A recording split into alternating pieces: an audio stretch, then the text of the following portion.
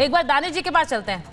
दानिश साहब हमारे साथ नहीं, अतीकुर रहमान साहब के पास जाइए। अतीकुर रहमान साहब, आपने तो मेरी पिछली डिबेट्स में भी आप आए थे, आपने कहा कि भाई अगर फतवा जारी किया है तो सही है, और क्या कर सकते हैं हम, फतवा जारी करेंगे, आपने उससे सही बताया था। अब ये all India Muslim personal law board वाली जो सीधे खुलकर कह रहे हैं 269 सीट्स पर मुसलमानों से हम कह रहे हैं कि आप एमवीए के उम्मीदवारों को ही वोट करेंगे।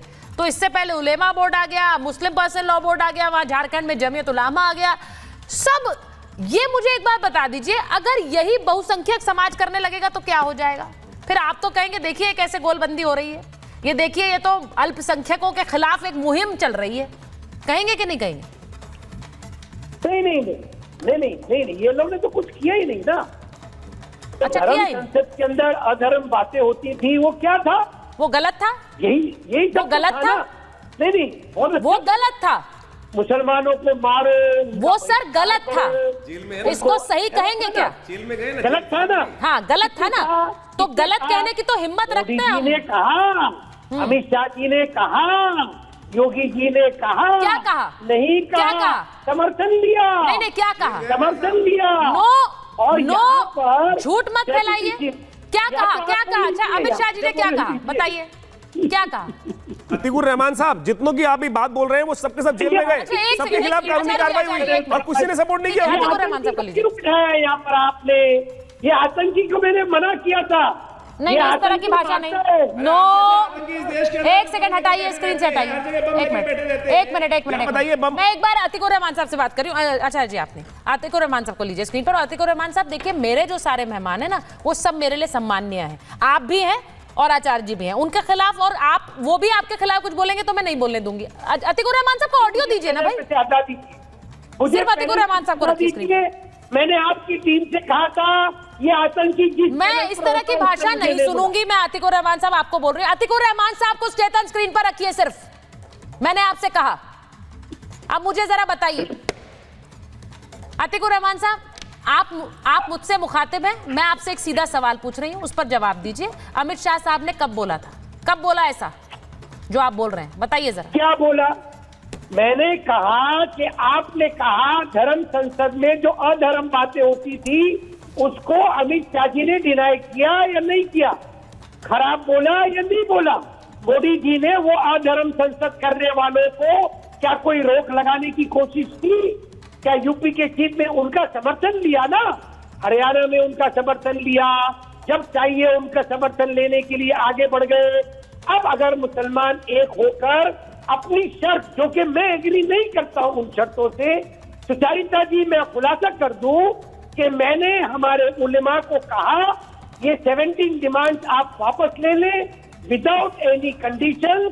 हम उद्धव जी ठाकरे को सपोर्ट करेंगे सिर्फ और सिर्फ इसलिए कि हमको बीजेपी को हराना है, इसमें कोई दो राय नहीं है। तो फिर इसमें गलत, तो आप तो वही बात कर रहे हैं ना, फिर आप भी तो वही बात कर रहे हैं अतीकुर रहमान साहब। आपने क्यों बोला उलेमा बोर्ड के शर्तें वापस ले ले? आप तो वही बातें कर रहे हैं। विदाउट एनी कंडीशन हम सर, कंडीशंस बड़ी क्लियर है, कंडीशंस बड़ी क्लियर है। आप समर्थन के लिए आगे शर्तें रखें या ना रखें? बीजेपी संविधान को खत्म कर रही है, संविधान बचेगा, देश बचेगा। अच्छा, संविधान में ये कहा गया है कि एक धर्म के लोग मिलकर खड़े हो जाएं और बोले कि हम एक ही पार्टी को वोट करेंगे। ये बात क्या संवैधानिक है? आपको लगता है ऐसा? क्या है इसमें? आपको लगता है ये संवैधानिक बात है कि बड़े बड़े जो मुस्लिम धर्म के ठेकेदार हैं, चाहे वो मुस्लिम पर्सनल लॉ बोर्ड हो, उलेमा बोर्ड हो, वो खुलकर फतवे जारी करें, बोले कि आप इनके खिलाफ ही वोट डालेंगे? ये सही है? ये सही लगता है? क्यों? अगर कोई क्रिश्चियन ऑर्गेनाइजेशन, कोई सिख ऑर्गेनाइजेशन और कोई महंतों का ऑर्गेनाइजेशन बीजेपी को खुलेआम सपोर्ट कर सकता है, तो मुसलमान क्यों नहीं? कौन सा ऑर्गेनाइजेशन ने सपोर्ट का ऐलान किया है? हाँ, अब आप कौन सी ऑर्गेनाइजेशन ने, कौन सी क्रिश्चियन ऑर्गेनाइजेशन ने या किस हिंदू ऑर्गेनाइजेशन ने कहा? क्या ये कभी नहीं हुआ? नहीं, आप बताइए ना, मुझे यहाँ बताइए, मैं चाह रही हूँ। हमेशा होता है। नहीं, बताइए ना। स्टेट इलेक्शन में होता है, जनरल इलेक्शन में होता है। कौन सी ऑर्गेनाइजेशन ने ऐलान किया है सर, बता तो दीजिए, मैं तो आपसे पूछ रही हूँ। रिपोर्ट चेक करिए ना। मैं चेक करने जाऊँ? मैं ही फैक्ट लेकर आऊं आपके लिए, आप बोलते रहे, मैं फैक्ट प्रेजेंट नहीं, करूं। हम तो जमा करके बेचते नहीं है, हमारे पास इतने रिसोर्सेज नहीं आप है। रखते नहीं है क्योंकि आप ऐसा है नहीं। अगर ऐसा होता तो सर आप तो पूरी लिस्ट लेकर आ जाते। ऐसा हो सकता है कि नहीं होता? No no no, Atikur Rahman साहब मेरे देखिए, दिमाग में जो है मैं वो आपके सामने देखिए, रखता हूं। आप देखिए, बाकी बात मेरा जो जखीरा है एक बार विनोद जी के पास जाइए। सामने रख सकता हूं। सुनिए, आप तो आरएसएस और वीएचपी उन सबको भी आतंकी बोल देते हैं, आप बोलते हैं इन पर बैन करो, ये भी आपकी वो उलेमा बोर्ड ने शर्तें रखी हैं। तो मेरा मतलब सिर्फ सीधा सा है कि आप विनोद जी, अब तो घुसपैठियों को भी खुले मंच से सिलेंडर देने की बात कही जा रही है, सब मुस्लिम वोट के लिए हो रहा है। सोचिए। सुचरिता जी, देखिए सिलेंडर की बात मैं बाद में करूंगा, लेकिन मैं ये बात कहना चाहता हूं कि आपने 2-3 क्वेश्चन किए और जब इन्होंने झूठ बोला तब तो आपने पकड़ने की कोशिश करी, ये पकड़ में आए नहीं, मतलब बेसिकली पकड़े गए, एक्सपोज हो गए टीवी की डिबेट पर।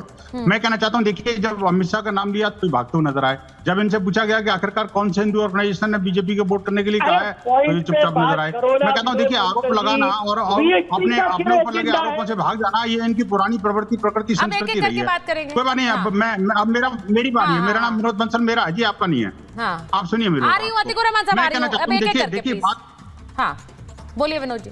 देखिए सुचरिता जी इनके पास तो लिस्ट नहीं है, लेकिन मैं आज एक लिस्ट लेके बैठा हूँ 41 पेज की।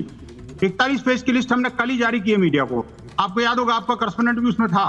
मैं कहता हूँ 41 पेज की रिपोर्ट में 300 से ज्यादा ऐसी घटनाओं का जिक्र हमने किया है जिसमें कि इस्लामिक जिहादियों ने 40 हिंदू बेटियों को नृशंस तरीके से मार दिया। बाकायदा जिहादियों का नाम भी दे रखा है उसमें और पीड़ित बिटिया का नाम भी है। और ऐसे ही 121 मंदिरों पर हमले किए गए। ऐसे ही जो है ना 89 के से अधिक जो है ना जी हमारे त्योहारों पर हमले किए गए। और अब देखिए कि ये लगातार इस तरह की घटनाएं 4 प्रकार की लिस्ट हमने परसों मीडिया को जारी की है और इसके माध्यम से कहा गया कि ये जो विक्टिम कार्ड खेल रहे हैं ना, लगातार ये जो इस्लाम के नाम पर जो है भारतीय राजनीति को अपने मुट्ठी में बंद करना चाहते हैं। भारत पर जिस तरह से मुगलों ने शिकंजा कसा था, वही जो खूनी हाथ है एक तरह से वो उस भारत के ऊपर दोबारा से जो है ना वो पंजा लहराने की कोशिश हो रही है। एक तरफ तो हिंदुओं पर हमले कर रहे हैं, हिंदू तीर्थ यात्रा बची नहीं है, हिंदू बेटियां बची नहीं है, हिंदुओं के जो अपने मंदिर बचे नहीं है, और दूसरी तरफ जो है देश की राजनीति पर ये हावी होकर के ये विक्टिम कार्ड भी खेलेंगे और देश की राजनीति को अपने कब्जे में भी लेंगे। ये जो दोहरा चरित्र है ना जी, इसको ये देश को समझना पड़ेगा। मैं कहना चाहता हूं, मैं चैलेंज के साथ कहता हूं, जो परसों हमने सूची जारी की है सुचरिता जी, इनमें से कोई एक के मुंह में से अब एक शब्द नहीं निकला कि हम बेटियों के साथ उनके साथ संवेदना रखते हैं। वो जो हमने जो केसेस जारी किए थे वो मात्र 10% भी नहीं है। वो कुछ चुनिंदा केसेस जो हमने मीडिया में हाईलाइट हुए वही प्रोमिनेंट केसेस लिए हमने। ठीक है। आप देखिए कि उन पर न तो कोई राजनीतिक दल का कोई नेता बोला, न कोई सेकुलर ब्रिगेड का नेता बोला, न ही जिहादी कोई तंजीम बोली और न ही आपके पैनलिस्ट कोई बोले। उनके मुंह में से एक शब्द नहीं निकला कि हाँ ये निंदनीय है, हिंदुओं पर जो हमले इस्लामिक जिहादी कर रहे हैं, षड्यंत्र पूर्वक कर रहे हैं। विनोद जी, पर मुझे एक बात बताइए, उनका जो सवाल है, अतिकुर रहमान साहब ये कहते हैं कि भाई अगर मुस्लिम पर्सनल लॉ बोर्ड को लगता है कि बीजेपी हमारे हित में काम नहीं कर रही और वो कहते हैं कि भाई इनको वोट करो, तो उसमें गलत क्या है? उन्हें लग रहा है कि नहीं कर रही हित में काम। क्या हाँ। नहीं, क्या मुस्लिम पर्सनल लॉ बोर्ड क्या पॉलिटिकल ऑर्गेनाइजेशन है क्या? वो कैसे कह सकते हैं? या तो ये कहें कि हम रिलीजियस ऑर्गेनाइजेशन नहीं है, हाँ। हम किसी रिलीजन के लिए काम नहीं करते। आप बोलिए सीधा सीधा आप इलेक्शन खड़े हो जाओ ना जी आप। दूसरी बात ये देखिए, यही तो मुस्लिम लीग ने किया था, देश विभाजन का काम किया। पहले पॉलिटिक्स में उतरी, फिर उसके देश विभाजन पर उतर गई। ये जो काम अभी जितने भी मुसलमान पार्टियां है ना जी, जितनी भी मुसलमान पार्टियां हैं और उनके पैरोकार हैं, वो सारे के सारे अब अल्टीमेटली भारत पर कब्जा जमाने के चक्कर में है। पहले पाकिस्तान वो जिन्ना का सपना था ना जी, पहले तो अभी महाराष्ट्र और झारखंड में कब्जा कर पाते हैं कि नहीं,